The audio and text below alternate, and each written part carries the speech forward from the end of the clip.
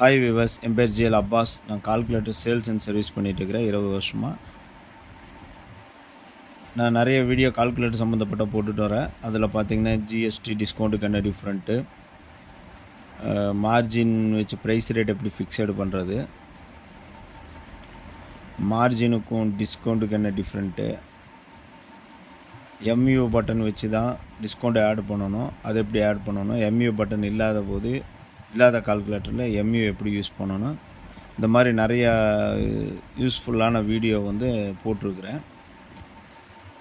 அந்த வீடியோவுடைய லிங்க் பூரா இந்த வீடியோவுடைய எண்டில் நான் ப்ளேலிஸ்ட்டோடு கொடுக்குறேன்.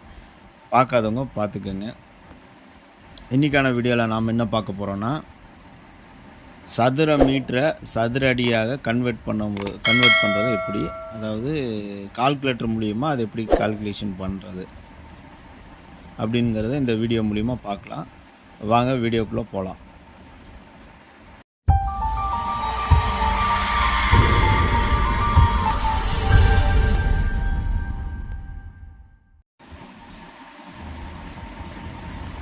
சதுர மீட்டரை சதுர அடி ஆக்குறது எப்படி பார்க்கலாம். அதாவது ஒரு சதுர மீட்டருங்கிறது 10.763991 சதுர அடி ஆகும். ஒரு சதுர மீட்டருக்கான சதுர அடி அளவு எவ்வளோன்னா 10.763991.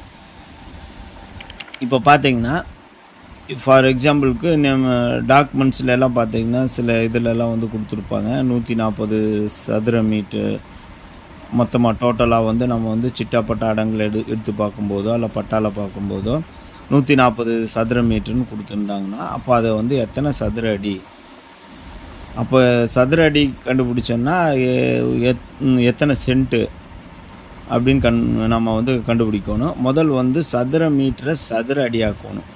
அதுக்கப்புறம் சதுர அடியை சென்ட் ஆக்கணும்.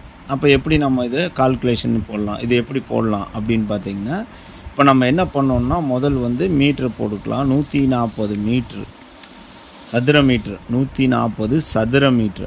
இப்போ 140 சதுர மீட்டரை சதுர அடி ஆக்கணும்னா நம்ம என்ன சொல்லிக்கிறோம், ஒரு சதுர மீட்டரை சதுர அடி ஆக்கிறதுக்கு பெருக்கல் 10.76 நம்ம பெருக்கணும்னா இது சதுர அடியாக மாறிடும். அதாவது எத்தனை சதுர அடி இருக்குது, 140 சதுர மீட்டருக்கு பார்த்திங்கன்னா 1506 சதுர அடி இருக்குது. இப்போ 1506 சதுர அடியை நாம்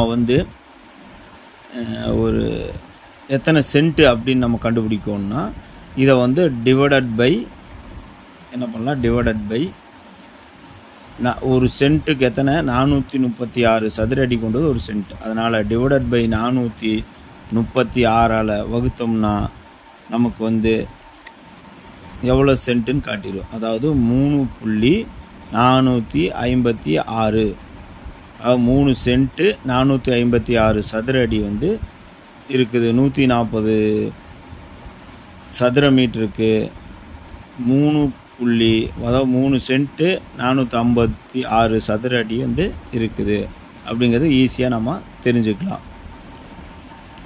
இதே மாதிரி இப்போ சதுர மீட்டரை சதுர அடி ஆக்குறது சொன்னேன், சதுர அடியை சதுர மீட்டர் ஆக்குறது எப்படி அப்படிங்கிறத நம்ம பார்க்கலாம்.